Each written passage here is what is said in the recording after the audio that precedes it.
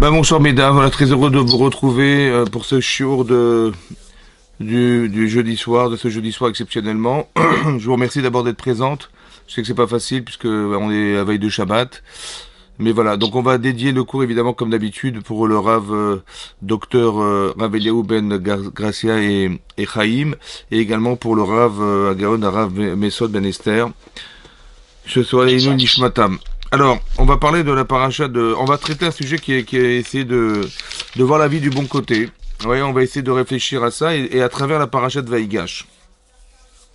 Ouais, c'est en rapport à la paracha de Vaïgash. Vous savez que, en fait, je vais introduire de cette manière. Vous savez que Yosef, il a un jour rêvé. Ouais, il l'a fait à deux reprises. Il est arrivé de deux rêves qu'il a raconté à ses frères. Et il leur a dit une fois que vous étiez des gerbes, en fait, qui se pliaient et se prosternaient devant ma gerbe. Et une autre fois, il a dit, vous étiez des étoiles qui se prosternaient devant la mienne, devant mon étoile, devant moi. Et à ce moment-là, hein, ses frères l'ont mal pris. Ils l'ont mal pris, ils ont dit, la réaction qu'ils ont eue, c'était Amlor Timlor Alenu. Est-ce que tu vas régner sur nous? Est-ce que tu vas, Timlor Timshol Banu, est-ce que tu vas régner et gouverner sur nous? En fait, ça a été mal perçu dans la mesure où effectivement qu'est-ce que voulait dire ce rêve si ce n'était on allait se soumettre à toi. À part ça, hein, ils ont vu leur père Yaakov qui faisait des différences avec entre Yosef et ses enfants. C'est marqué là-bas qu'il lui a offert une kétonnette passim, ce fameux vêtement de fine laine. Il étudiait la Torah avec lui, il avait un rapport privilégié avec lui. Les enfants voyaient qu'il aimait cet enfant plus que tous les frères de Yosef.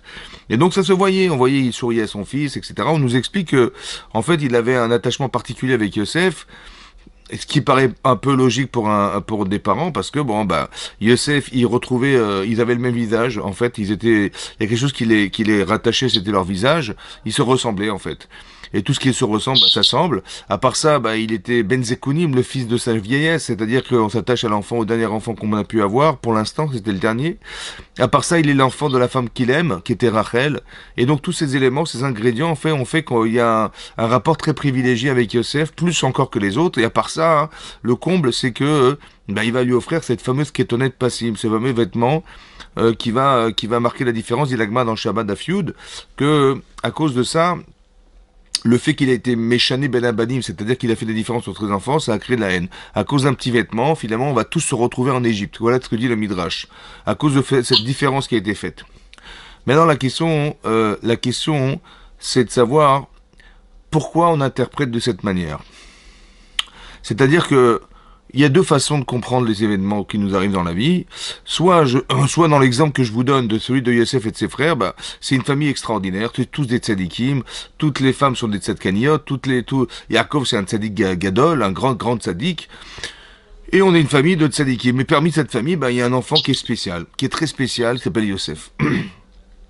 Il a de l'intelligence exceptionnelle. C'est un enfant brillant, intelligent. Parce que Ben Zekoulim, c'est aussi qu'il était le fils de la sagesse. Il retrouvait de la sagesse particulièrement chez cet enfant, et donc il lui enseignait la Torah à lui en particulier. Il est courageux. Il défend ses petits frères devant ses grands frères. Il a des vocations particulières. Il a des connaissances particulières. Il est parfait. Il est exceptionnel, cet enfant. Et donc plutôt que d'être fier de cet enfant, ouais, si on était des frères, on avait une famille extraordinaire, on avait un frère exceptionnel comme celui-là, on devrait être fier d'avoir un frère comme ça. Ouais. Et là, on voit que c'est l'inverse qui se passe. Comment ça se fait qu'on est dans un terrain de jalousie et de haine, et pas dans un terrain de fierté d'avoir un frère pareil? Pourquoi le fait d'avoir entendu ce rêve, ça a forcément entraîné chez les frères de Yosef, disons, une forme d'animosité qui est créée par le fait qu'il ait pu dire vous allez vous prosterner à moi, vous gouverner, etc. À part ça, hein, ils l'ont eu pour ce qu'il a dit aussi, parce qu'il a fait du lachonara sur ses frères. Tous ces éléments ont créé des choses qui sont effroyables. Plutôt que de discuter et d'avoir un rapport de fraternité avec lui, ils ont eu un rapport qui était de conflit, en fait. Mais je voudrais comprendre pourquoi, en fait, on est dans un terrain de conflit. Ouais, et pas dans un terrain de haine et de jalousie. Évidemment, tout ce que marquait la Torah, évidemment, c'est pas conscient, évidemment, c'est très clair que c'est pas conscient. Tout ce que la Torah nous dit, c'est simplement nous dévoiler la source des choix qu'ont pris les frères de Yosef pour le juger et le condamner. Ouais, la Torah nous dit que c'était la haine et la jalousie. La jalousie va entraîner la haine. La jalousie, c'est quoi? C'est le fait que y ait Le fait il a un avoir, qui est l'intelligence, la beauté, le rapport à son père, les cadeaux qu'on lui fait, tous ces avoirs en fait dérangent. On est au départ jaloux des avoirs des autres. Et après qu'on est jaloux des uns des autres, alors on le haït. Ouais. Il y a des gens qui sont très intelligents, qui s'imposent. Vous avez compris, qui sont des vrais patrons dans la vie. Et c'est soit des gens qui sont adulés par les autres, soit des gens qui sont haïs par les autres. Soit on ne les supporte pas ces gens-là, soit on les adule. C'est comme ça. Et ben c'est un peu ça, Youssef. C'est quelqu'un qu'on pourrait adorer, qu'on pourrait. Maintenant, parlant de tzadikim, on a du mal à comprendre comment on est arrivé à avoir de la haine et de la jalousie. Alors évidemment que c'est inconscient chez eux. Pourquoi je vous dis ça? Parce que on va voir c'est marqué dans le Shla Kadosh qu'ils ont jugé Yosef. Ils ont jugé Yosef. Et on peut pas juger quelqu'un qu'on haït qu'on ne désire pas voir chez soi. Vous avez compris, c'est la haine et la jalousie non plus. Ça ne peut pas justifier la capacité qu'ont des juges de juger quelqu'un sur qui on est vengeur ou on est jaloux ou bien qu'on soit haineux. C'est impossible. On n'a pas le droit de juger des gens pareils. Et donc c'est effectivement et on est bien conscient que s'ils l'ont jugé, c'est qu'ils n'avaient aucune animosité vis-à-vis de lui. Ils ont trouvé objectivement qu'il était coupable d'avoir pensé se rebeller contre Yehuda, roi d'Israël. Comme ça, ils ont jugé la situation. C'est un rebelle, en fait. C'est un rebelle contre la royauté d'Israël. Et c'est ça que le Shla Kadosh explique en disant que, en se rebellant contre la royauté d'Israël, on se rebelle contre la Shekhinah, la présence divine. C'est pour ça que, quand on voit que dans le Midrash est marqué qu'ils ont associé Akadosh Baruch Hu au jugement, c'est pas qu'ils l'ont associé pour dire qu'Hachem était d'accord. C'est pour expliquer qu'en se rebellant contre Yehuda, on se rebellait contre Hachem. Et un Mored Bemalchut, quelqu'un qui se rebelle contre la royauté d'Israël, il est condamné à mort, c'est ce qu'ils ont pensé faire. Mais ils ont pensé légitimement. Ça veut dire qu'ils n'ont pas trouvé, si vous voulez, de motivation autre que la justice et l'objectivité du regard qu'ils avaient sur Yosef. Alors que la Torah nous dit non. C'était faux en fait. C'est pour ça que je dis que c'est inconscient. C'est inconscient, ça veut dire que la Torah nous dit simplement que derrière cette inconscience, derrière une inconscience, ouais, il y a quelque part des choix qui vont se faire et qui sont a priori consciemment réfléchis, et bien pensés, et qui en fait ils sont issus de la haine et de la jalousie. Maintenant, il faut corriger ce problème. Ça veut dire que ce que je suis en train de vous expliquer, c'est l'état d'être de la personne. Qu'elle soit consciente ou inconsciente, elle engendre un regard sur la réalité qui va faire que on va se plaindre, on va jamais penser que c'est bien pour soi, on va pas se sentir en capacité, on va se sentir mal aimé, on va se sentir, vous avez compris? C'est ça. En fait, d'avoir un regard qui est bienveillant, c'est d'être bienveillant. C'est d'être capable de pouvoir être sain d'esprit, d'être rassuré soi-même, d'avoir confiance en soi et aux autres, etc. Et donc ce terrain-là va entraîner un regard, un choix personnel. Et c'est ça qui va se passer. Maintenant, d'où vient cette incapacité à supporter Yosef? Alors j'ai pensé peut-être l'idée elle vient de là. Vous savez que Yaakov il a eu 2 femmes. Il y a marqué dans la Torah, Yehav Yaakov, il aimait Yaakov, Rachel, Miléa. Il aimait Yaakov, Rachel, mais plus que Léa. Et donc, finalement, il y a une femme qu'il a désiré épouser, et il y a une femme qui s'est, entre guillemets, sentie obligée d'épouser. Parce qu'il a compris qu'il devait épouser ces 2 femmes, il a compris. Bon. Et donc, il y a une femme qu'il aimait, il aimait les 2, mais une plus que l'autre. La femme qu'il a pensé être sa vraie femme, c'était Rachel. C'est pour ça qu'il va voir son beau-père en lui disant « Je vais épouser Rachel Bitra Aktana, je vais épouser Rachel et personne d'autre. » Donc il était convaincu que c'était la femme qu'il devait épouser. Et finalement, il a compris qu'il devait aussi épouser Léa. Il avait 2 femmes en fait, mais une qu'il aimait plus que l'autre. Et là c'est marqué dans la Torah, Vayar Hachem a vu, qui se noie Léa. Que Léa était haïe par son mari. Et là on a du mal à comprendre 2 choses. Un, pourquoi c'est Hachem qui voit, et 2, comment c'est possible qu'il ait pu voir quelque chose qui n'existe pas chez Yaakov. Il n'y a pas marqué qu'il haïssait sa femme, il y a marqué qu'il aimait moins sa femme. Et comment Hachem il a vu de la haine là où il y a un manque d'amour. Alors, en fait, l'idée c'est ça. C'est ce que dit le Ohr HaChaim HaKadosh, que si Hachem a vu, c'est que c'était pas conscient. Si on avait été présent, on n'aurait jamais vu la différence. Seulement, elle est inconsciente, cette différence. Et donc, Hachem, qu'est-ce que fait Hachem? Ouais, pour arriver à gommer cette différence d'amour qu'il y avait entre Yaakov et sa femme Léa, alors il va Iftach et Rachma. Il va ouvrir la matrice de Léa, et Léa et Rachel va rester stérile. Va Iftach et Rachma, il va lui ouvrir sa matrice, ça veut dire qu'elle était stérile, mais il va, pour essayer de combler le manque d'amour qu'avait Yaakov pour sa femme, il va ouvrir sa matrice, vers Rachel Akara, et Rachel va rester stérile. Ça veut dire que ça valait le coup qu'elle reste stérile pour arriver à quelque chose. À faire quoi? Alors, évidemment, ça c'est vu du ciel. Ça veut dire qu'Hachem, voilà ce qu'il a pensé faire. Maintenant, sur la terre, on n'a pas l'impression de comprendre ça. Parce que, quelque part, j'imagine que Yaakov, il préférait avoir des enfants de Rachel, la femme qu'il aimait, que d'avoir des enfants de la femme qu'il aimait moins, qui était Léa. Et il sait exactement l'inverse qui va se passer. Il va avoir des enfants, ses premiers enfants, les 3 premiers enfants qu'il aura, ils vont être issus de la femme qu'il aime moins, entre guillemets moins. Qu'est-ce que voulait faire Hachem? En fait, Hachem, il voulait permettre à cette femme, qui était Léa, d'être aimée par son mari, à l'égal de Rachel. Et donc comment il va faire? Il va faire que le bonheur qu'il aura d'être père grâce à elle va combler le manque d'amour qu'il avait d'elle. Et on va se rendre compte que ce problème n'est pas forcément solutionné puisque tous ses enfants, oui, Léa va appeler ses enfants au nom de son problème de couple. Elle va appeler le premier enfant Shimon, Réhouven, parce que Ra'a Hashem Be'oni, elle a dit, elle a appelé Réhouven parce qu'elle a vu elle souffrait avec son mari.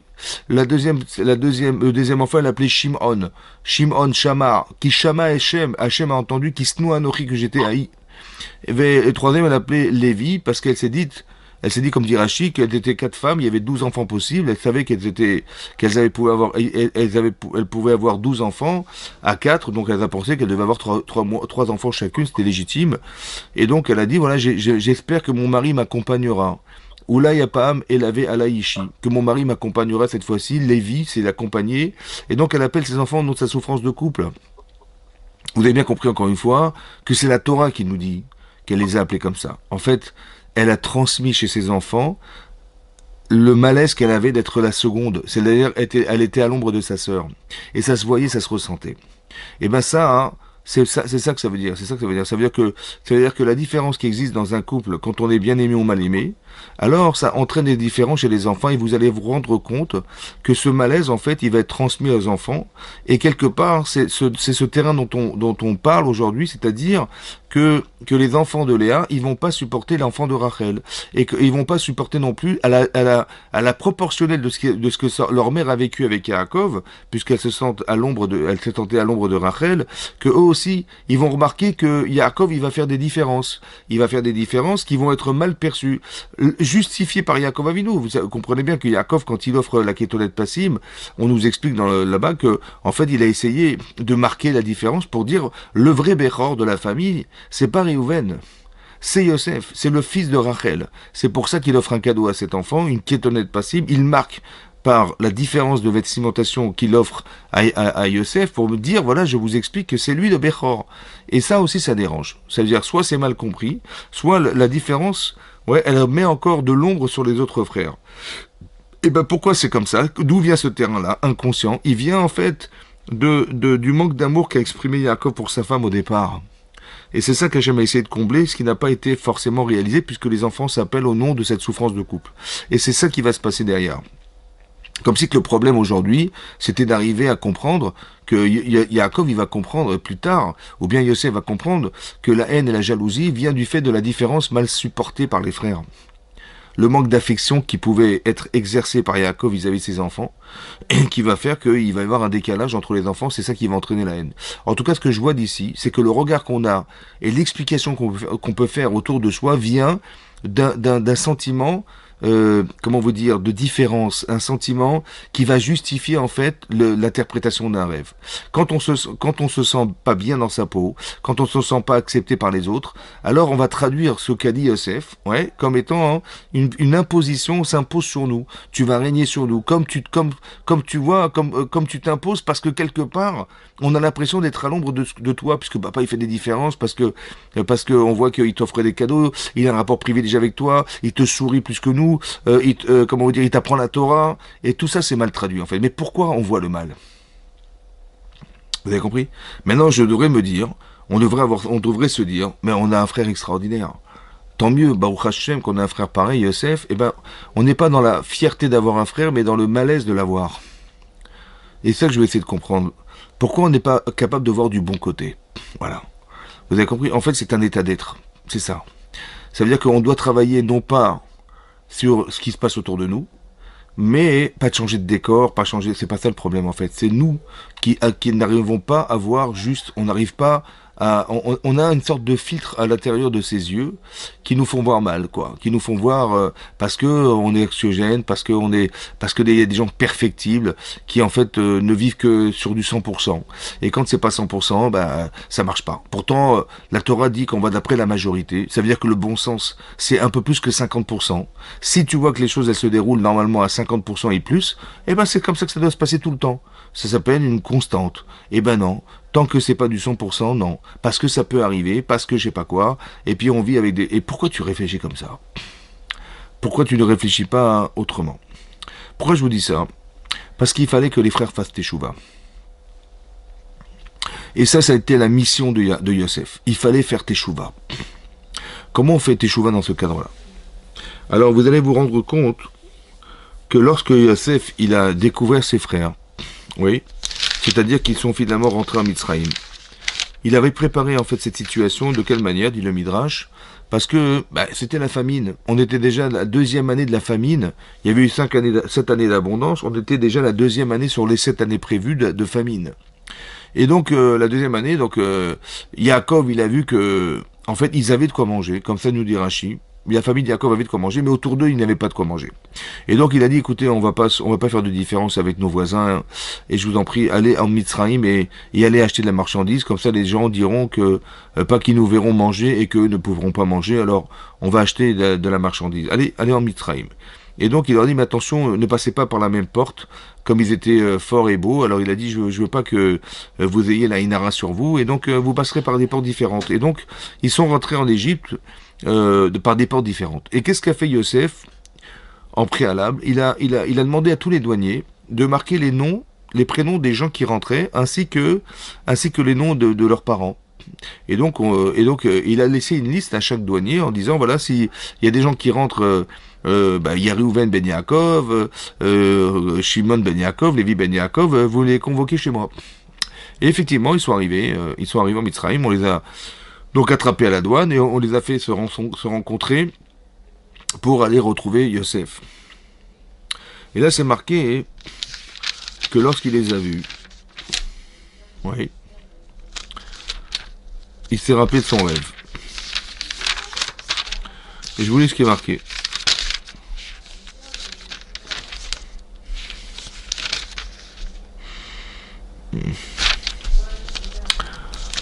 Pardon, c'est dans Parashat Miketz. Là-bas, c'est marqué. Voilà. Voilà. C'est marqué Vayaker Yosef et Techav. Yosef a reconnu ses frères. Et Ve'em lo ikiru. En revanche, eux ne l'ont pas reconnu. Vaiskor Yosef et Chalomot, Asher Chalam. Et là, il s'est souvenu de ses rêves qu'il avait rêvés. Vayomer Alehem, il leur a dit, Meragli Matem. Vous êtes des espions. Lirot et Tervat Aris Batem. Vous êtes venus voir la nudité de pays. Vous êtes venus voir. Ervat Haaretz. Lirot Ervat Haaretz. Alors, Meragli Matem, pourquoi il leur a dit vous êtes des espions? Il leur a dit, mais comment ça se fait que vous êtes passés par des portes différentes? N'est-ce pas, c'était pour convoiter la terre, le pays d'Égypte, pour savoir Ervat Haaretz. Ervat Haaretz, c'est la nudité de la terre, c'est-à-dire la fragilité, ce qu'on cache en fait, ce qu'on devrait cacher. Vous avez été fouillé et voir ce que vous avez essayé de dévoiler, les faiblesses, la fragilité de ce pays. Voilà ce qui est marqué. Voilà ce qu'il leur a dit. Mais qu'est-ce qu'il a voulu dire? Il leur a dit comme ça. Vous êtes des Meraglim. Il s'est rappelé de son rêve, il a dit vous êtes des espions. En fait, il leur a dit mais pourquoi vous avez espionné mes rêves? Vous êtes rentré dans mon rêve, ouais, j'ai raconté, et en fait vous avez vu Ervat Haaretz. C'est-à-dire que inconsciemment, il aura introduit dans la tête que mais comment ça se fait que vous avez été des espions? Des espions, vous êtes rentré dans mes rêves, vous avez exploré mes rêves, et vous êtes ressorti et vous avez condamné mes rêves. Mais pourquoi vous avez condamné mes rêves? Pourquoi vous avez vu Ervat Haaretz? Pourquoi vous avez pensé mal? Pourquoi vous n'avez pas pensé que finalement, je sais pas, j'ai pas compris ce qu'il a voulu dire. Qu'est-ce que ça veut dire se prosterner devant mon frère? Je sais pas. Au final, il s'avère que c'était roi d'Égypte. Mais vous auriez dû être Dan les Kavzechut, c'est-à-dire que vous auriez dû voir de façon favorable Ou bien vous aurez dû dire, bon, il dit n'importe quoi. Ou bien vous aurez dû dire à votre père, vous aurez dû consulter votre père en disant, mais regarde, à dire à papa, regarde, il est arrivé comme ça se fait pas, je sais pas, traite ce sujet, vois avec lui, mais pourquoi vous avez jugé, vous avez condamné? Pourquoi vous êtes passé à l'acte? Pourquoi vous êtes passé du jugement de votre père? Pourquoi vous avez vu le mal? Vous avez pensé mal. Vous n'avez pas vu le bon côté des choses. Ça veut dire quoi? Ça veut dire que pourquoi tu n'as pas vu la grandeur d'âme de Yosef? Pourquoi tu n'as pas su voir les capacités qu'il avait intellectuelles? Pourquoi tu n'as pas su voir qu'il était très spécial cet enfant? Brillant, intelligent, courageux. Pourquoi tu as pas vu ça? Tu as vu juste ce que je t'ai dit. Tu as vu ce que tu avais cru, en fait, comprendre. Mais c'est pas ça que j'ai voulu te dire. Pourquoi tu as vu le mal? Vous avez compris? Pourquoi tu vois pas le bon côté des choses? Tu essaies d'explorer Hervataretz, ce qui devrait se cacher, en fait, que tu dévoiles. C'est pas ça qu'on voulait que tu regardes. C'est ça qu'on voulait que ça reste caché. Ça doit pas être su, ça. Et pourquoi tu l'as regardé? Pourquoi tu as essayé de voir? Pourquoi tu as essayé de voir le mal? C'est ça qu'il a essayé de leur dire. C'est ça qu'il a essayé de leur dire. Vous avez compris? Ça veut dire qu'en fait, il leur a expliqué qu'il y a des choses qu'on peut voir, et il y a des choses qu'on peut pas voir. Il y a des choses qu'on devrait se refuser à voir. Hervata Haaretz. On n'a pas le droit de se plaindre. Vous avez compris? On n'a pas le droit de voir le mal. Et c'est ça qu'il aurait introduit au départ. Après, ça n'a pas forcément fonctionné, puisque ça a sûrement aidé dans la teshuva, mais ça n'a pas fonctionné. Après, il va trouver un autre moyen de leur faire teshuva. C'est l'histoire de Binyamin. Qu'est-ce qu'il a fait? Il leur a dit Berlaim Kachot. Il leur a parlé très durement. Très durement. Mais il a fait exprès, en fait. Parce que quand finalement il leur a dit vous êtes des espions, je vous crois pas, il a dit mais nous sommes innocents, nous sommes émettes avec toi. On n'est jamais venu explorer la terre.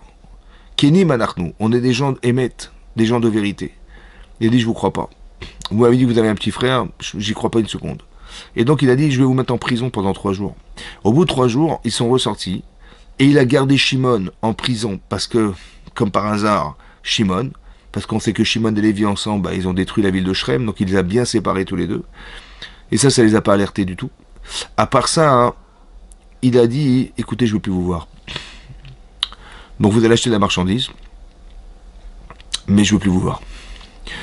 Si ce n'est que vous me ramenez ce fameux Binyamin, là, vous m'avez dit que vous avez un petit frère, ben la prochaine fois que vous viendrez en Égypte, et lui il savait pertinemment qu'ils allaient revenir en Égypte, puisque de toute façon c'était la famine, et ça allait durer beaucoup plus longtemps que prévu. 7 ans, c'était énorme. Et donc, ils savaient qu'ils allaient revenir un jour, parce qu'ils allaient consommer ce qu'ils avaient acheté, ils allaient revenir un jour. Et donc, il leur a dit, je veux plus vous voir si vous ne me ramenez pas ce fameux Binyamin, là, votre petit frère. Et donc, ils se partent. Et quand ils sont partis, tout de suite, ils ont dit, mais peut-être on nous a parlé mal comme ça, on nous a fait mal. Pourquoi? Parce que quand Yosef criait dans le puits au secours, à l'époque, il y a 22 ans, tout à coup, Yosef remonte à la surface. Ça fait 22 ans déjà. Et il revient à la surface, ils se disent, peut-être que quand il criait, mais sauvez-moi, ne me laissez pas comme ça, en tant que frère, on aurait dû avoir quand même un pincement au cœur. On aurait dû se dire, bon écoute, on est vraiment désolé. Excuse-nous, pardonne-nous, mais on peut pas faire autrement, on est obligé de te vendre. Et ça, ils l'ont pas eu. Alors il dit peut-être que la souffrance qu'on est en train de subir, elle vient réparer en fait le manque de souffrance qu'on n'a pas eu lorsqu'on t'a vendu. Mais tout à coup, il pense à Yosef. Ça veut dire que la souffrance, elle engendre un révélateur de conscience. J'avais pas envie de penser à Yosef. Même pas à l'idée. Vous avez compris qu'ils ont même pas pensé qu'il avait eu tort de le vendre. Non! Ils ont dit simplement, la vente, elle était légitime, elle était logique. Seulement la souffrance, c'est vrai, on n'a pas été très fraternel, c'est vrai. C'est ça qu'ils se sont reprochés. Et après, ils ont ouvert des sacoches. Et là, ils ont ouvert la sacoche. Lévi, il a ouvert sa sacoche. Il a retrouvé l'argent qu'ils avaient dépensé pour acheter la marchandise. Et là, ils ont tremblé. Mais pourquoi Yosef, il a remis cet argent? Encore une fois. Là, ils se sont vus comme des voleurs. Et ils ont tremblé. Mais qu'est-ce que voulait faire Yosef? En fait, qu'est-ce qu'il a voulu faire? Écoutez-moi bien. En fait, comment ça fonctionne dans le cerveau? Il y a une forme de corrélation logique qu'ont fait, qu'il a essayé de provoquer Yosef. De quelle manière? Quand vous voyez l'argent, vous voyez voleur. Vous voyez voleur, ça veut dire que les marchands qui ont vendu la marchandise, ils vont se plaindre de ne pas avoir été payés. Et ils vont réclamer leur argent. Et quand on va découvrir cet argent dans le sacoche, on va être des voleurs. Et des voleurs, ils sont condamnés à être des esclaves. Et quand on pense esclave, on pense Yosef. Vous comprenez comment ça marche? C'est-à-dire qu'il a mis l'argent, en fait, mais ils vont faire une corrélation logique. Voleur, condamnation voleur, voleur, prison, prison, esclave, esclave, Yosef. Vous avez vu? C'est ça qu'il a mis. C'est pour ça qu'il a mis l'argent. Encore une fois, il est en train de creuser le fossé qui existe entre eux, mais qui va libérer cette conscience de se dire, mais est-ce que Bepro, il aurait tellement aimé qu'il pense à la vente de Yosef? Et finalement, qu'est-ce qui va se passer? Ils vont consommer tout ce qu'ils ont acheté. Et leur père va dire, écoutez, il va leur dire, il faut retourner en Mitzrayim. Il faut racheter de la marchandise, on pourra pas survivre. Et là, Yehuda va leur dire, va dire à son père, papa, mais tu sais bien que on a dit à cet homme qu'on ne pourra jamais retourner en Mitzrayim si on n'est pas accompagné de Binyamin. Et là, il dit, mais qu'est-ce qui vous a demandé de parler de cet enfant? Qu'est-ce que vous avez été raconté de comment était composée votre famille? Mais vous voulez que quoi? Que je disparaisse? Vous voulez que cet enfant disparaisse comme est mort son frère en chemin et sa mère en chemin? Voilà ce qu'il leur a dit. Et là, Yehuda, il va se porter garant. Il va dire, papa, écoute, je me porte garant de te ramener cet enfant. Vechatati lecha kol hayamim. Et si je le ramène pas, j'aurai fauté tous les jours de ma vie. Et Rashi Ayamim, les jours de sa vie, tous les jours de sa vie, c'est que dans ce monde-ci, et dans le monde futur, il garantit son monde futur. Il dit, voilà, je suis prêt à perdre mon monde futur, j'aurais fauté. Et donc ils partent. Arrivés en Égypte, ils sont finalement reçus chez Yosef, chez le vice-roi d'Égypte. Et là, il leur a dit, excusez-moi, voilà, je m'étais trompé. Je pensais que vous étiez des espions, finalement vous aviez raison, vous avez un petit frère, vous m'avez ramené ses frères, vous avez été des gens de vérité, donc je vous crois. Et donc il les reçoit, ils mangent, ils boivent ensemble, et après ils repartent. Et là quand ils repartent, Yosef il remet l'argent qu'ils avaient dépensé après avoir racheté de la marchandise en Égypte, et il met quasiment sa coupe personnelle dans la sacoche, fait mettre dans la sacoche de Binyamin. Et là, ils sont pourchassés, rattrapés, et là on leur dit, mais parmi vous, il y a quelqu'un qui a volé la coupe du roi. La coupe du roi, avec laquelle il faisait des divinations, des incantations. Et donc, ils vont fouiller, du plus grand au plus petit, ils vont trouver la coupe dans la sacoche de Binyamin, et là, regardez la réaction des frères. Ils savaient pertinemment, dit Rashi, que jamais Binyamin n'a volé quoi que ce soit. Mais ils ont dit, Elokim matza et avon avadecha. Elokim matza et avon avadecha. Dieu a trouvé la faute de notre serviteur. Alors on va tous devenir des esclaves. Vous avez vu? Ils auraient dû porter plainte. Ils auraient dit, c'est quoi ce complot là contre nous? C'est quoi cette histoire là de soi-disant on est des voleurs, on n'est pas des voleurs, et on aurait porté plainte, et nous on aurait... Non. En fait, ils ont très bien compris que c'était Minash Shamaim. Et que c'était Akadosh Baruch Hu qui avait envoyé tout ça en fait pour les condamner. Les condamner à quoi? Les condamner à avoir vendu Yosef. C'est pour ça qu'ils ont dit Avadim, ils ont précédé le châtiment qu'Hachem leur a dû leur envoyer. Pourquoi? Parce que faire teshuva, c'est pas simplement regretter. Se dire, ah oui, j'ai compris, ah oui, ça se fait pas, j'ai honte, je recommencerai plus, c'est fini, je prends sur moi de pas recommencer, etc. Non. Il faut que j'arrive à construire ma personne pour ne pas recommencer. Mais donc il y a quelque chose, il y a un rapport comportemental à la chose, c'est ça la teshuva.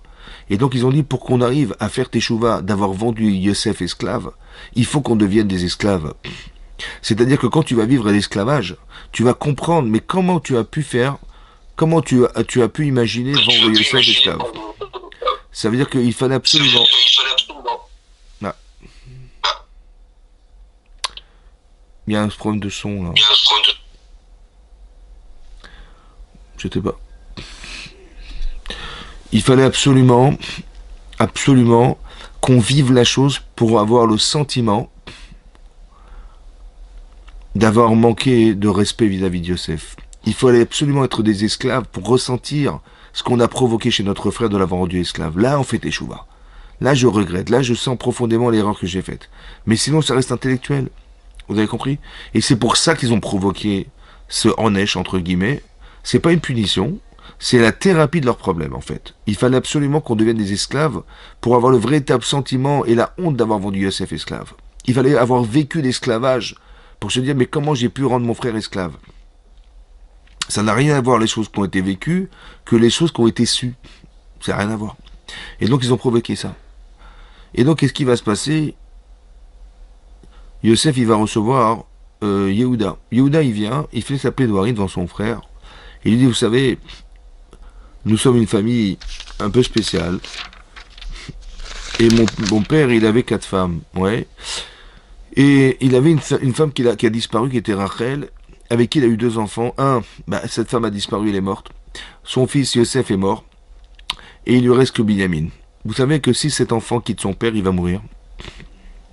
Azav et Aviv va mettre. S'il quitte son père, il va mourir. À part ça, il lui a dit, vous savez, mon père, il aura l'impression, si vous regardez cet enfant, d'avoir perdu sa femme et ses 2 enfants le même jour. Il va porter ce deuil et ça va être insupportable, parce que Nafsho Kshora ben Nafsho, son âme est attachée à son âme. Et donc, si vous gardez cet enfant, vous êtes un criminel, vous tuez non seulement mon frère, mais vous tuez mon père. Et à part ça, je me suis porté garant. Et donc, j'aurais fauté toute ma vie si je ne ramais pas Binyamin. Et comment je pourrais retourner voir mon père sans cet enfant, de le voir dans un tel état, un état pareil, une déchéance morale insupportable, je ne pourrais pas supporter ça. Alors, vous savez, ce qu'on va faire, je vais prendre sa place. Voilà ce qu'il a dit. Ça, c'est Parashat Vaïgash. Je vais prendre sa place. Et laissez-le partir. Et là, Yosef, il n'a pas pu se retenir. Devant tous les gens qui étaient présents. Il n'a pas voulu faire honte à ses frères devant tout le monde. Lorsqu'il s'est révélé à ses frères. Et c'est marqué, il leur a dit, Ani Yosef, je suis Yosef, Aod Avichai, est-ce que mon père est vivant?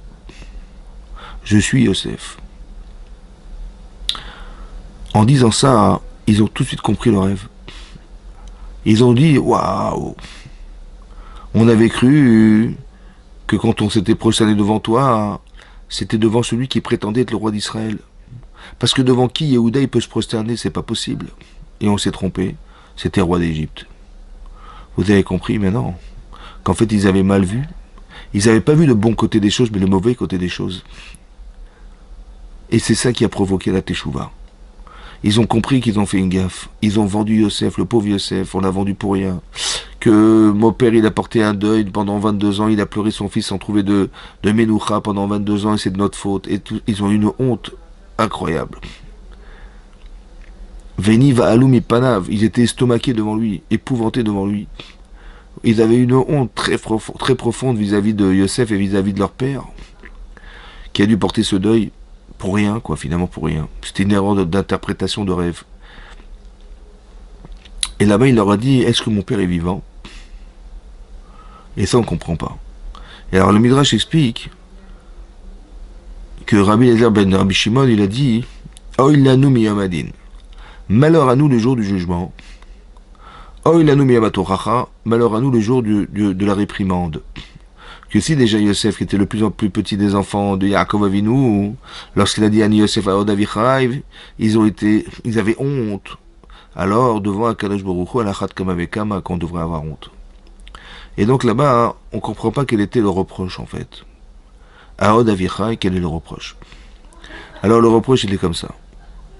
Yehuda, il a fait sa plaidoirie en expliquant que finalement, ce que devait faire Yosef en conservant Binyamin, c'était un acte criminel vis-à-vis de Binyamin et vis-à-vis de son père. Parce que si vous gardez Binyamin, vous tuez mon père. Nafsho Kshora ben Nafsho, son âme est attachée à cette âme, à l'âme de cet enfant, il ne pourra pas subsister à ça. Alors Yosef lui dit, je suis Yosef. Aod Avichai, selon toi, mon père est vivant. Ça veut dire, tu savais bien combien mon père était attaché à moi. Tu savais bien combien il m'a été difficile de quitter mon père. C'est étonnant que tu n'aies pas pensé comme tu penses avec ton frère Binyamin, que j'aurais pu mourir, comme tu prétends que Binyamin aurait dû mourir, de chagrin. Ou bien, que mon père serait déjà mort depuis longtemps. Comment ça se fait que tu n'y as pas pensé, comme tu penses et tu t'engages vis-à-vis de Binyamin? N'est-ce pas qu'entre nous, il y a un parti pris, qui est de haine et de jalousie, qui fait que Tu t'es senti le devoir de me condamner à être vendu esclave, alors qu'en vérité, comme avec Biami, tu aurais dû te porter garant pour moi, tu aurais dû essayer de me rechercher, tu aurais dû être sensible au fait de voir ton père qui portait un deuil qui n'avait pas raison d'être. Comme là, tu me dis, mais comment je pourrais retourner voir mon père sans cet enfant? C'est pas possible. Vous avez compris ce qu'il est en train de faire, Youssef? Il est en train de faire teshuva à son frère, en train d'éliminer la haine, en fait. Ça veut dire qu'une souffrance qui amène à une teshuva extraordinaire, ici. La honte de soi. Pour éliminer, en fait, ce mauvais regard qu'on a pu avoir un jour dans la vie. C'est-à-dire que on doit être à l'aise avec la capacité de faire teshuva, c'est pas de la religion. C'est d'essayer d'éliminer, quelque part, ce qui va entraîner chez nous une mauvaise façon de voir la vie. Vous avez compris? Il faut nettoyer tout ça. Il faut être heureuse de vivre. Il faut être... Et je vais vous expliquer pourquoi c'est comme ça. C'est aussi marqué dans la paracha de Vaïgash que lorsque finalement Yosef il va retrouver son père, c'est marqué que Yaakov il va rencontrer Paro. Et il va lui dire la chose suivante. Il va marquer Vaïmer Paro et Yaakov. Paro il a dit à Yaakov en trouvant Yaakov, Kama yeme shene chayecha. De combien sont les jours des années de ta vie? Vaïmer Yaakov el Paro, il va répondre Yaakov à Paro, Yeme shenech megorai, shloshim umeat shana. Les jours des années de ma vie, de mes pérégrinations, elles étaient de 130 ans. Veraim, me'at veraim. Elles sont peu nombreuses, et raim est mauvaise. Ayu yeme shene chayai étaient les jours des années de ma vie. Velo isugu et yeme shene chayai avotai, bime megoreim, et n'ont pas atteint les jours des années de la vie de mes pères pendant les jours de leur pérégrination. Et donc il s'est plaint de sa vie qui était dramatique.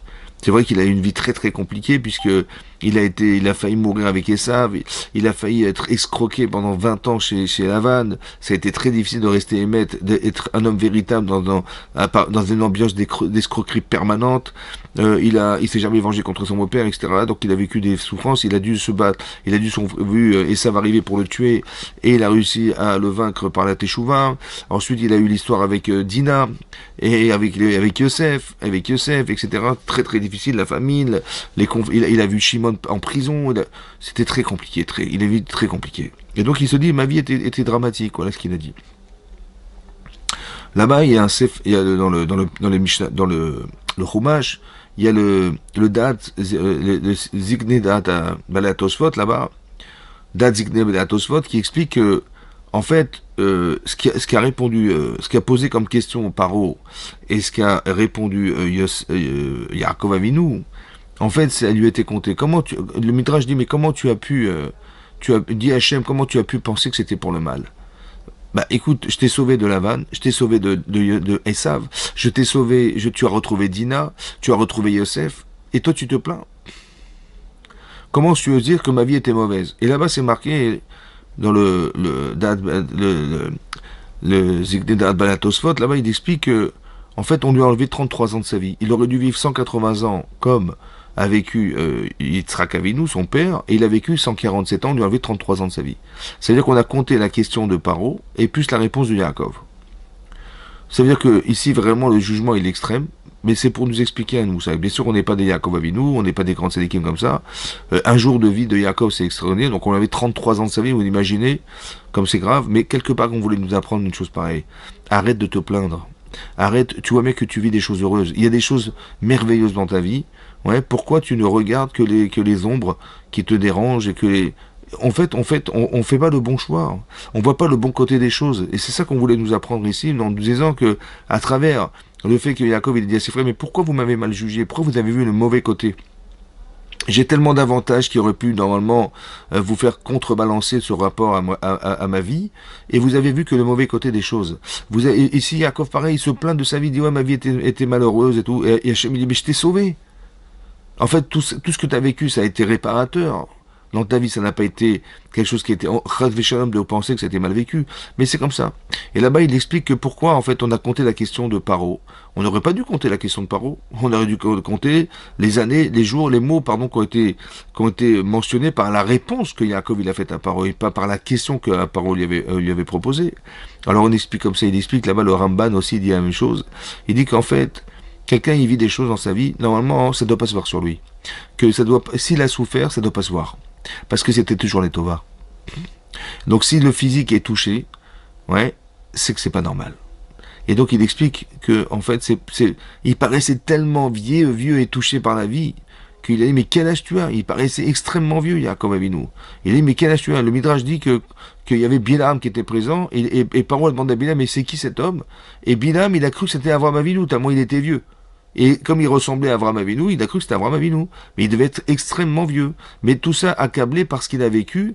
Et comme si qu'on voulait nous dire, mais tout ce qui t'arrive en vérité a un sens. Donc essaie de te dire, mais c'était les Tovato. Les Tovat Avram Avinu, c'était pas pour m'accabler ou pour me. Et c'est évidemment que.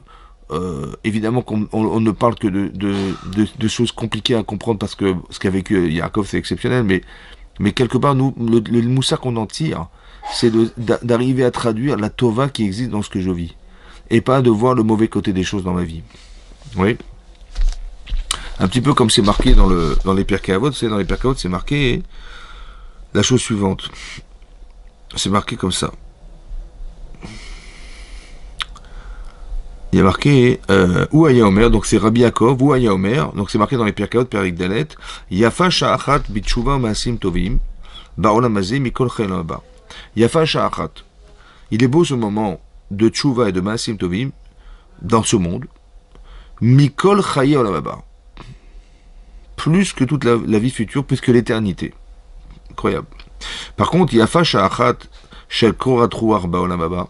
Par contre, le plaisir qu'on a dans le monde futur, celui-là, il est Mikol Chayil Haba. On ne pourra jamais trouver de plaisir aussi intense dans le Olam Haba que dans ce monde.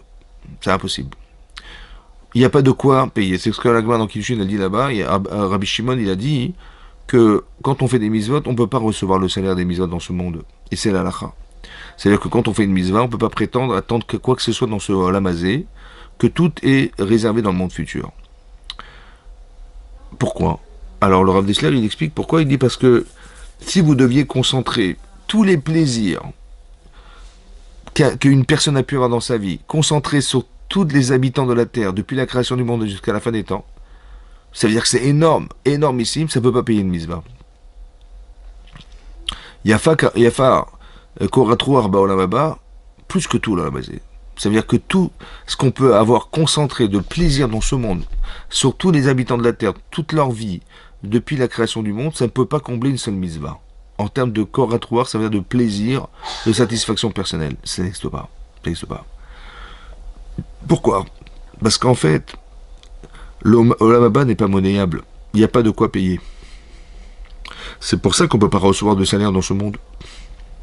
C'est éternel, ça ne peut pas se payer. Par contre, il y a quelque chose qui est beaucoup plus fort que l'Olam Haba. C'est les instants de Tshuva Maasim Tovim.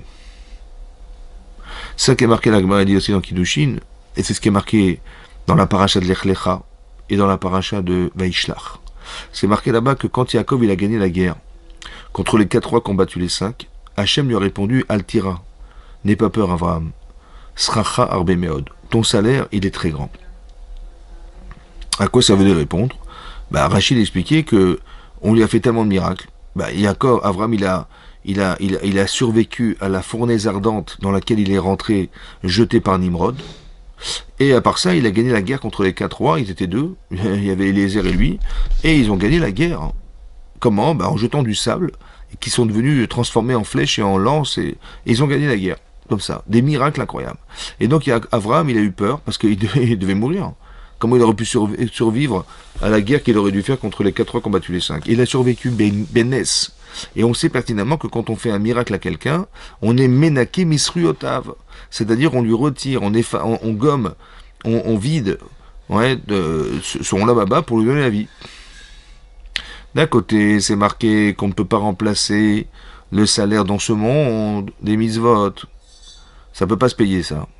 Par contre, là, on voit hein, qu'on peut retirer du Olam Haba, on peut payer de son Olam Haba, ouais, pour faire qu'une personne qui devait disparaître a eu le miracle de survivre. Comment c'est possible? Comment c'est compatible? Alors, on se rend compte, c'est ça qui est marqué dans les Pirkei Avot, que Yafa Sha'achat.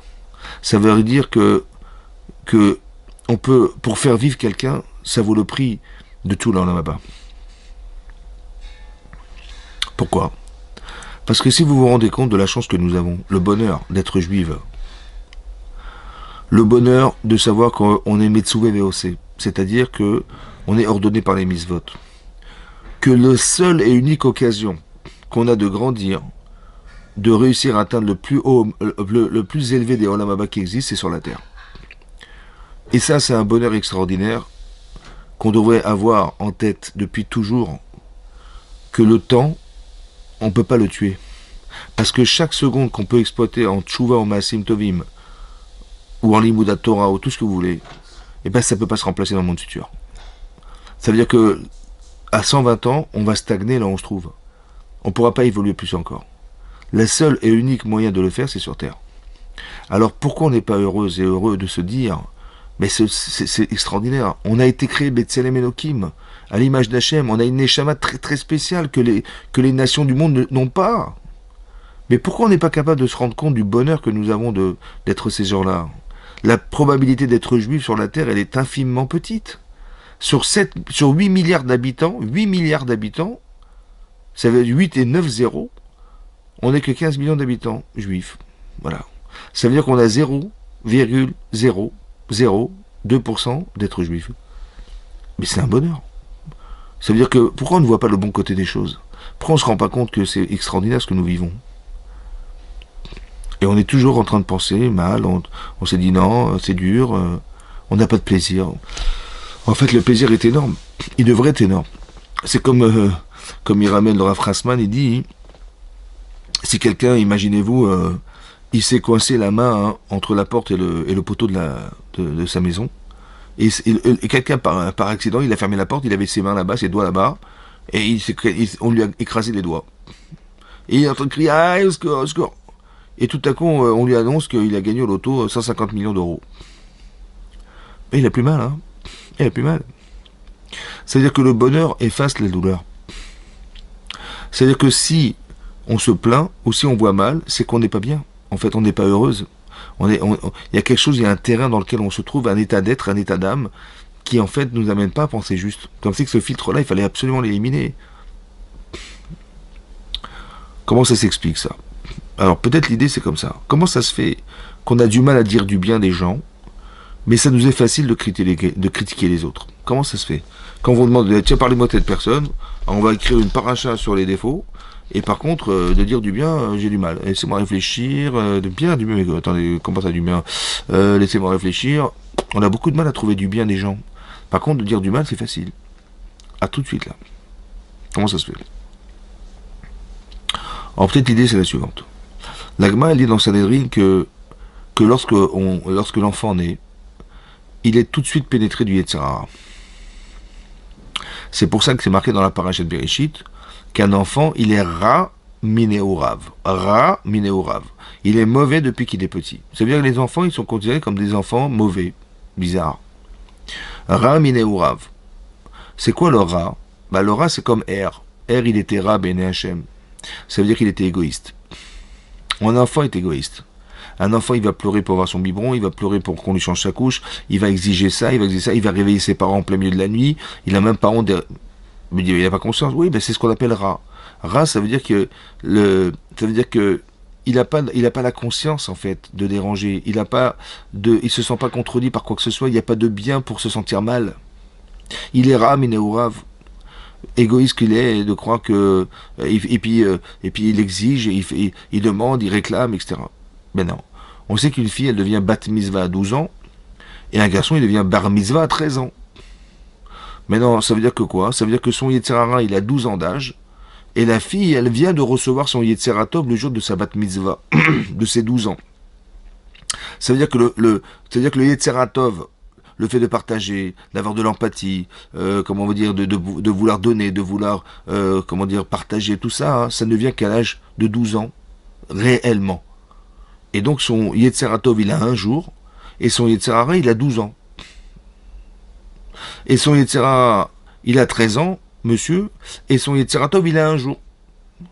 Et vous allez comprendre que bizarrement, jusque-là, il était très gentil, ce garçon, et cette fille était très mignonne, tout gentil. Et tout à coup, elle arrive à 12 ans, 13, 14, 15 ans, 16 ans. Waouh! Crise d'adolescence. Et le garçon, c'est pareil. Jusqu'à quel âge? Ben, jusqu'à 18 ans. C'est entre, on va dire, 14 ans jusqu'à 18 ans. C'est la guerre, à la maison. Mais laissez-moi tranquille, laissez-moi décider, laissez-moi sortir. Je sais pas, les enfants, ils se rebellent contre leurs parents, ils deviennent insolents, et on les comprend pas. Et quand on dit, mais attends, mais non, mais vous comprenez pas les jeunes. Et puis, à votre époque, c'était différent. Et c'est bizarre, quoi. Qu'est-ce qui leur arrive? Là, ils se rebellent, là, qu'est-ce qui leur arrive? En fait, ce qui se passe, c'est comme ça. En fait, le Yitzhara qui est dans le cœur de ses enfants, il se rend compte que finalement, ils font des mises-votes. Ah bah oui. Et ils commencent à évoluer. Alors on va les rebeller. On va les faire se rebeller contre leurs parents, contre la référence. En fait, sous prétexte d'indépendance, sous prétexte que oh, c'est bon, on a été sevrés, ça y est, ça suffit, laissez-nous tranquilles, laissez-nous vivre. En fait, d'un côté, c'est superbe, parce qu'ils veulent être indépendants, c'est magnifique. Seulement, hein, ils n'ont pas les moyens de leur indépendance. C'est ça le Yetzirah. Alors, on va leur dire, écoute, je suis très fier de toi, magnifique, extraordinaire, que tu sois un enfant indépendant, mais j'ai rêvé de ça. Seulement, hein, tu sais, t'as pas forcément les moyens de ton indépendance. Donc si je peux t'aider, si je peux t'accompagner en tant que père ou mère, il n'y a pas de problème, si tu veux te confier à moi. Et puis, il dit, non, non, mais de toute façon, on vit pas la même époque, vous comprenez pas les jeunes, etc. Ok. Alors, qu'est-ce que tu veux faire? Bah, je vais faire ça, je vais faire ça. J'ai dit, ok. Bah, écoute, je pense que c'est pas bon pour toi. Mais je vais te dire ce qui va se passer. Tu vas faire ça, et après il va se passer ça, ça, ça, et tu verras que tu vas le regretter. Je dis, mais non, non, mais vous comprenez rien, on ne vit pas la même époque, comme c'est qu'on n'avait pas vécu les mêmes expériences qu'eux, mais comme dans le contexte dans lequel nous vivons, c'est pas le même contexte qu'à l'époque, alors ils pensent qu'on c'est différent. Bon, et alors ils se sont trompés une fois, effectivement, papa et maman avaient raison, 2 fois, 3 fois, 4 fois. Et puis ils se rendent compte que papa il n'a pas tort, ou maman n'a pas tort, et là on devient des confidents. Vous avez compris, il ne faut pas se rebeller contre ça, c'est lié de ça en fait. Mais pourquoi on est comme ça? Parce que ça fait 12 ans qu'on se plaint. Ça fait 13 ans qu'on se plaint. Et même avant d'avoir de la conscience, eh ben ça va prendre encore 18 ans, 19 ans. Ça veut dire qu'en fait, pourquoi on est critique sur les choses? On a un filtre négatif, parce que depuis le départ, depuis longtemps, il y a du Yetzirah dans l'homme, et dans la femme, et dans les petits-enfants. C'est comme ça. C'est pour ça qu'on a du mal, parce que depuis qu'on est petit, on se plaint, depuis qu'on est petit, on réclame, depuis qu'on est petit, on est des petits, alors on dit, mais on doit recevoir, on doit avoir, on est exigeant, on a de l'insolence. Mais c'est comme ça, mais c'est parce qu'on est rame et néorave. Et donc, c'est ce que veut Hachem, en fait, il a créé ça, pourquoi?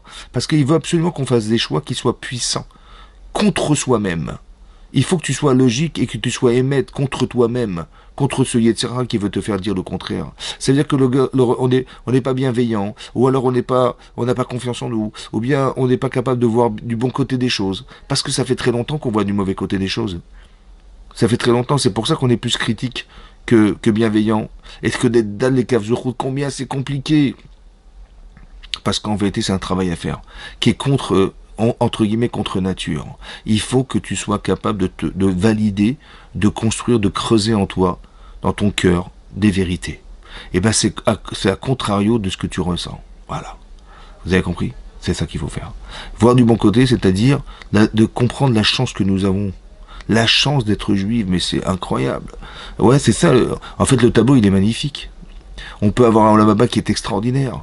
On a la chance de pouvoir faire des mises-votes. On est orthodoxe, on a la Torah, on a tout pour nous. Alors on peut pas se plaindre. Ce bonheur-là, il peut pas être moins fort que les petits soucis qu'on va avoir dans la vie. C'est pas possible. C'est comme si que, je sais pas moi, vous allez voir votre grand-père. Bon, votre grand-père, il a 92 ans et vous allez le voir, le rendre visite. Bon. Et puis quand vous rentrez, il dit, ah ma chérie, tu es venue me voir, oh là là, quel plaisir, mais viens, assieds-toi, comment ça va papy? Ouais, ça va très très bien, ça va très très bien, Baruch Hashem, tout va bien et tout. Et puis vous te servir un café, il est tout souriant, il est tout heureux, ouais, il a envie de chanter carrément. Bon, en vérité, bon, 92 ans, bah, il est seul, il peut être veuf, il a rien à faire de la journée, Il est sur une chaise roulante. Je sais pas, moi, il fait sur lui, le pauvre. Il faut le changer, il faut quelqu'un qui vienne le faire à manger. Il est malheureux. Et il est tout le temps en train de regarder par la fenêtre ce que font les autres. Et puis il souffre, il a mal au dos, il a mal au ventre, il est pas bien, il dort mal.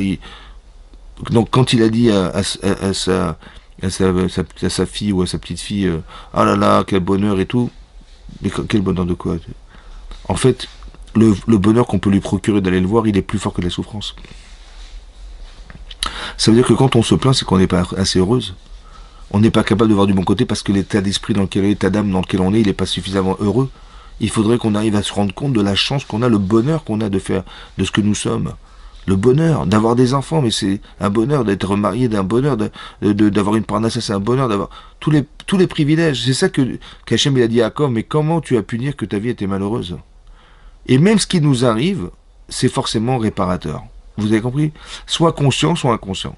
Quand les frères de Yosef, ils ont dit, écoutez, laissez tomber. Elohim matzat avonabadecha. C'est Dieu qui a trouvé sa faute, la faute de tes serviteurs. Ils ont très très bien compris en quoi ça venait réparer leurs problèmes. Vous avez compris ça? Et donc ils ont proposé Eved. Ça veut dire que maintenant, si on peut faire teshuva, c'est super. Parce qu'en fait, il y a un virus qui se balade dans dans les 12 enfants, qui va rester jusqu'à aujourd'hui, malheureusement. Parce que la sinatrinam, c'est ce qui a détruit le temple. Et c'est ce qui doit être solutionné par nous, par chacun d'entre nous. Donc on devrait être heureux de savoir qu'on connaît exactement notre problème et on sait exactement que la seule manière de pouvoir s'en sortir, c'est la fraternité, c'est le partage, c'est la compassion, c'est l'empathie. Voilà ce qui nous manque. L'amour chinam, quoi. D'aimer bechinam. Ouais, pour combler le manque d'amour, peut-être que Yaakov il a eu vis-à-vis de Léa et qui a pu entraîner tout ce qu'on a pu voir dans l'histoire. Et c'est pour ça qu'aujourd'hui on est là pour arriver à apprécier l'autre, ouais, d'aimer son prochain comme soi-même. Ça veut dire de pouvoir faire en sorte que c'est ça le Klal Gadol Batorah, c'est la bonheur de savoir qu'on va vivre ensemble, on va partager des choses ensemble, la solidarité, la communication, et ça c'est très important. En couple, en tant que dans notre petit foyer, dans notre environnement, ouais, plus on peut partager et plus on est heureux. Et quand on partage de la Torah, c'est encore plus fort. C'est pour ça que la Knesset Sefer Torah que vous avez fait, Madame Fedida, elle est fantastique parce que elle nous a tous unis autour de la Torah. Voilà, c'est le plus beau moment qu'on peut imaginer vivre. Et bien ce bonheur-là, on doit le cristalliser en nous et d'arriver à ce que, grâce à ça, on puisse voir toujours les choses du bon côté et que ça puisse apporter beaucoup de nachat à votre mari, là où il se trouve, Hachem, parce qu'il a du nachat de voir ses enfants et ses petits-enfants, son épouse aussi qui est là pour lui. Et ben ce shiur-là, il lui apporte beaucoup de nachat, Bezat Hachem. Et tous les shurim que vous faites, que ça lui apporte que du bonheur, du nachat dans le Olam Haba. Merci beaucoup de m'avoir suivi, mesdames.